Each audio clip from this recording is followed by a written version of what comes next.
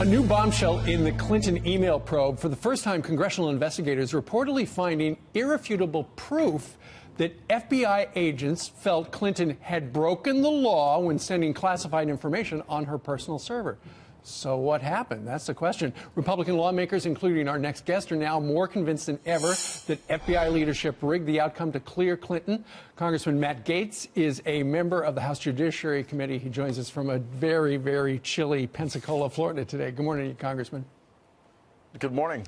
Okay, so from what you have seen so far, what's this irrefutable proof that the FBI knew that she had broken some laws and yet they didn't do anything?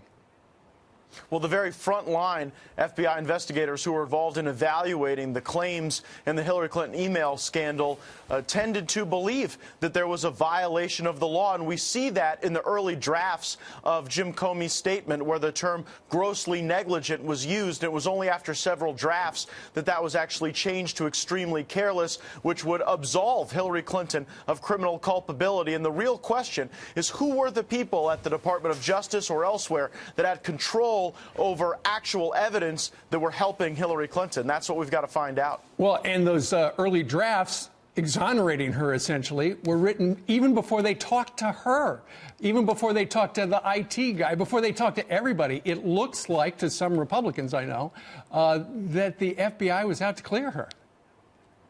Well, when you have an exoneration statement drafted before the very meat of the investigation is conducted, it certainly raises questions as to the integrity in that investigation. You have to wonder if the FBI no longer trusted the Department of Justice as a consequence of the tarmac meeting between Loretta Lynch and Bill Clinton. Why would the FBI allow the Department of Justice to then control access to people and access to evidence that they would need in this particular case? And so there's a number of inconsistencies that I certainly saw from the testimony that Andrew McCabe has given over time to the Congress. And I don't think it's a coincidence that Andrew McCabe announced his retirement from the FBI just days after providing sworn testimony to the Judiciary Committee. So in 2018, expect more depositions, more sworn testimony, and a real expectation from the Congress that the Department of Justice and FBI will comply with the subpoenas that we have sent them. Our patience is wearing thin. I can understand that completely. So just to review what you just said, Andrew McCabe, the #2 guy at the FBI, you said there were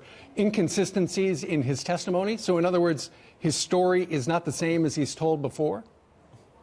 Well, Andrew McCabe has given testimony on a variety of occasions. He's also written emails that designated the Hillary Clinton investigation as an HQ special, meaning that a small group of people would make all the decisions rather than the normal process at the Washington field office. And so, yes, I believe there were circumstances in a variety of statements that Andrew McCabe made both before Congress and in his emails that were inconsistent and that don't show a clear line of communication and a clear chain of authority in the Hillary Clinton email scandal. That's not the type of rule of law that we want to see in this country. We need to change our processes and procedures so that there's more transparency and more oversight, so that no one ever gets away with something just because they're running for president of the United States. Congressman, earlier you had said essentially you were trying to figure out who at the FBI might have been doing these things.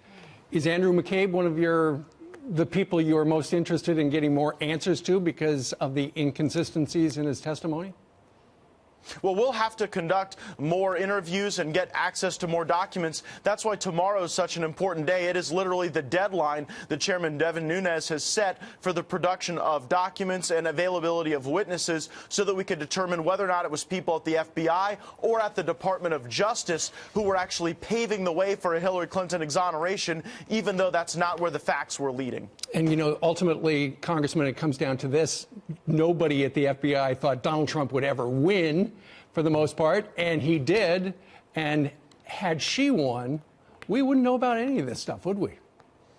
Well, you're absolutely right, and it actually begs the question, why were some of the very people involved in clearing Hillary Clinton then drafted onto the Mueller probe to go and persecute the president? It seems very suspect that people who were already engaging in nefarious activity to clear Hillary Clinton, even though there was evidence of a crime, end up being the very same people that Bob Mueller goes and curates to join his team. And so a lot of questions still unanswered, and the president was right in his recent interview. This really hurts the United States' efforts around the world, whether that's with Iran or North Korea or Venezuela. We need to get this off the president's desk and have him focused on preserving the country. Maybe some answers in 2018. All right, Congressman, thank you very much for the live report.